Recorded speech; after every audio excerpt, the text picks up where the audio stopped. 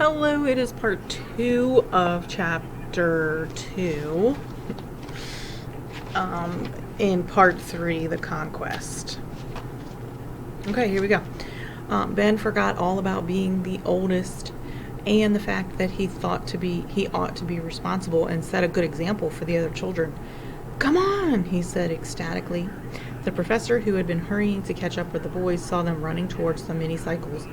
It took only seconds for him to grasp the situation. "No, boys, no!" he yelled at the top of his voice, but one of the geysers erupted behind him, and the warning was drowned out by the noise. Ben and Tom swung into the thick leather saddles and kicked the starters. The gazooks sprang to life with a roar, crackling, growling, snarling, quivering with suppressed power. With sure instinct, the two boys opened the throttles and let out the clutches. The bikes leaped forward, spitting flames and belching clouds of exhaust that hung like an ominous black snake over the white sand. The professor came to a halt, and Lindy was beside him. "Oh, fiddlesticks!" he said angrily. "What great mini-bikes," said Lindy. "Ben has been wanting one for ages." "Unfortunately, Lindy, those are not what they seem. They are gazooks." "What are gazooks?" "Some of the most diabolical creatures in Wangdoodleland. I warned you all that the Proc would stop at nothing, that when all else failed he would use your weaknesses as weapons."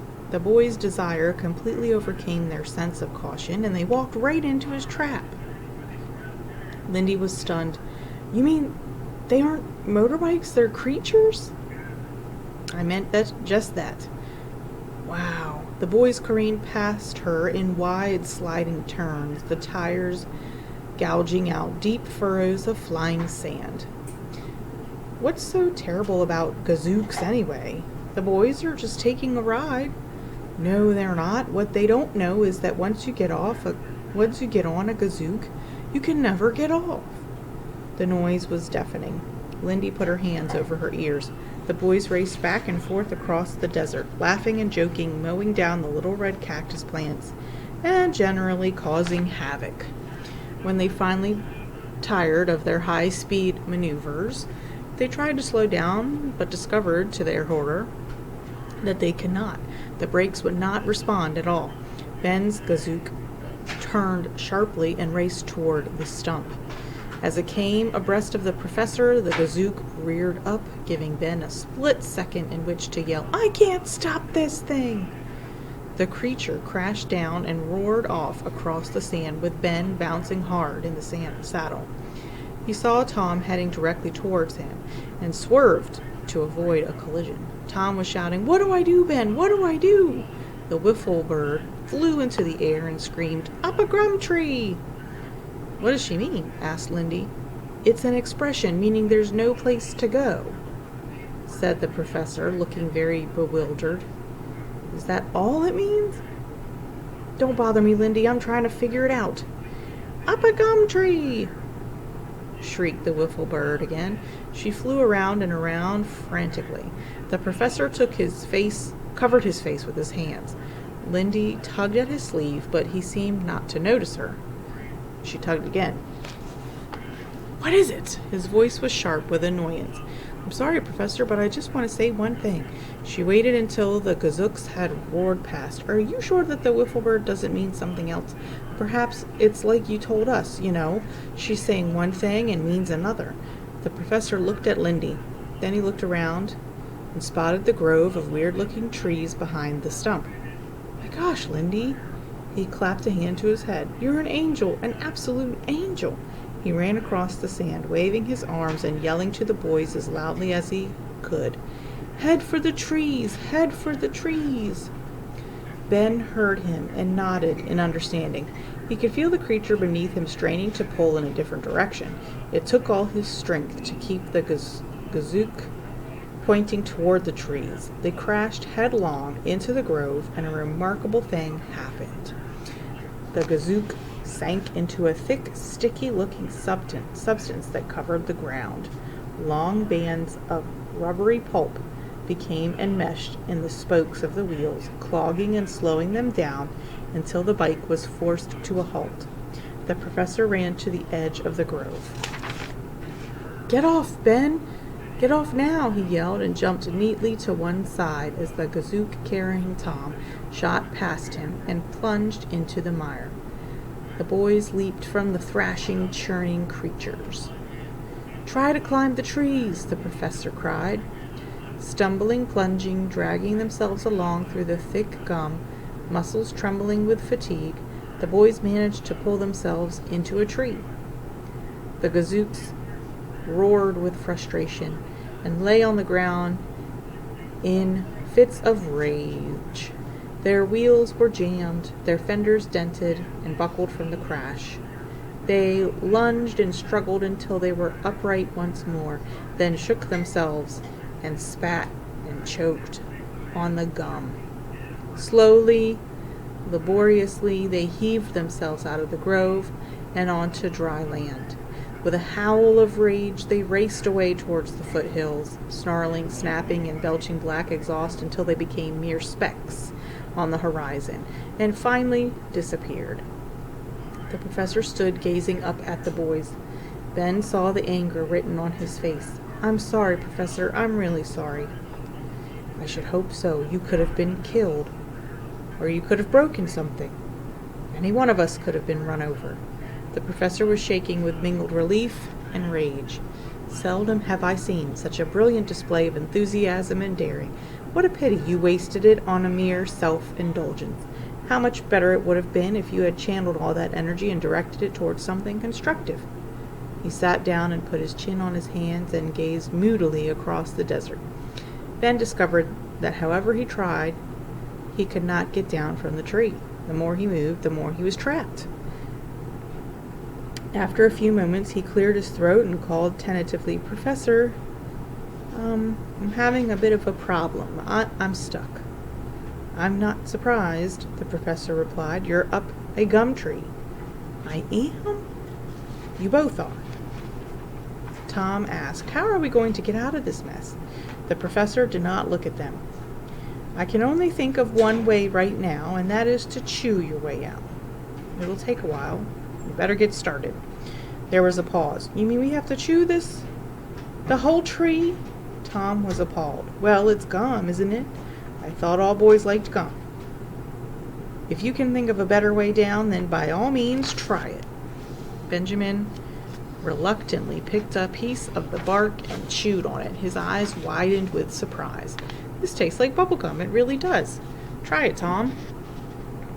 Tom took a bite. "It is bubble gum. It's delicious. This is going to be easy." He took a whole sticky fistful. Lindy sat down beside the professor. Seeing him so upset made her quite tearful. She slipped her hand into his. "I've never seen you so angry before," she said quietly. "I've never been so angry before." Lindy thought about it for a while. Then, with her usual candor, she said, "I don't mean to be rude or anything, but I think you're being a bit unfair." She struggled to find the right words. "I don't think Ben and Tom did anything so really terrible. I mean, they are boys, and boys just love machines and powerful things like motorbikes. Didn't you feel that way when you were a little boy?" The professor looked at her for a long moment. He slipped an arm around her shoulder. "Yes, Lindy, I felt exactly that way when I was a boy, and I did many things that were foolish, but occasionally an angry, sensible adult showed me the error of my ways. Tom and Ben were foolish and irresponsible. Their actions put us all in great danger, and as a sensible adult, I think I had a perfect right to get angry and thereby teach them an important lesson." At that moment, there was a very loud report behind them, and they turned in alarm to look at the boys, whose cheeks were bulging with gum. "What is that noise?" inquired the professor. Ben pointed to his brother, and with his mouth full, he mumbled, "He just blew the biggest bubble you ever saw." He was beginning to look green. "I don't think I can chew much more," he said. "I like bubble gum, and this is great stuff, but it's awfully sweet." Lindy, astonished, said, "Look at Tom." He was blowing another bubble. They all watched in amazement as it grew and grew. Tom was going cross-eyed in his effort to expand the bubble, which was already the size of his head and still growing. The wiffle bird flew into the air and flapped past the boys. "Keep a stiff upper lip," she squawked. The Professor looked startled. Then he said, "Do exactly as she says, Tom. Keep a stiff upper lip and don't let that bubble burst, whatever you do." Tom could only wave a hand to show that he understood. He had to concentrate very hard, for the huge bubble was now bigger than he was. He felt a tugging sensation and realized that the bubble was pulling him, lifting him out of the tree. He kicked his legs as hard as he could. There was a loud squelchy pop, and Tom suddenly floated up into the sky. Lindy, the professor, and Ben witnessed the amazing spectacle of a boy soaring through the air at the end of a giant balloon. "Keep it up, Tom, keep it up!" cried the professor. Ben stopped his chewing for a moment and observed his brother with considerable respect and awe. A little way out of the grove, Tom floated gently down to earth, landing near the professor. The tremendous bubble collapsed in a sticky heap on top of him. Lindy and the professor quickly cleared it away, and the boy sat up, greatly relieved to be on firm ground once again. The professor called out, "All right, Ben, you know what you have to do. Let's see if you can blow a bigger bubble than Tom." Ben chewed hard and tried a number of times before he produced a bubble with any promise of success. He blew it up very, very carefully, and everyone sent up a terrific cheer as he rose out of the tree and high into the sky, up and up until he was eventually just a dot among the clouds. Then a terrible thing happened. The huge bubble exploded, and Ben tumbled toward the earth. Lindy screamed, Tom gasped, and the professor shouted, "Blow another bubble!" Ben worked frantically at the wad of gum in his mouth. It was difficult because he was rolling over and over as he fell. It was only a matter of seconds, but it seemed like an eternity before he was able to blow another bubble large enough to break his fall. He made a very bumpy landing. He looked pale and uttered strange, garbled sounds. It was apparent that he had swallowed his gum. The professor gave him a tremendous thump on the back, and Ben coughed up the gum. He drew in deep breaths of fresh air, and it was not long before his color returned to normal. "We have wasted valuable time," said the professor. "The Gazooks will certainly have used this delay to go to the Proc, and that means more trouble." He tipped his head and said with gentle scorn, "It would be such a help if we could stay together from now on and work as a team. Do you think we could manage that?" The children nodded fervently. "All right, let's get out of this miserable spot." And that brings us to chapter 3, so we will read that next time. And that's not too long. Okay, we'll read chapter 3 next time. See you later.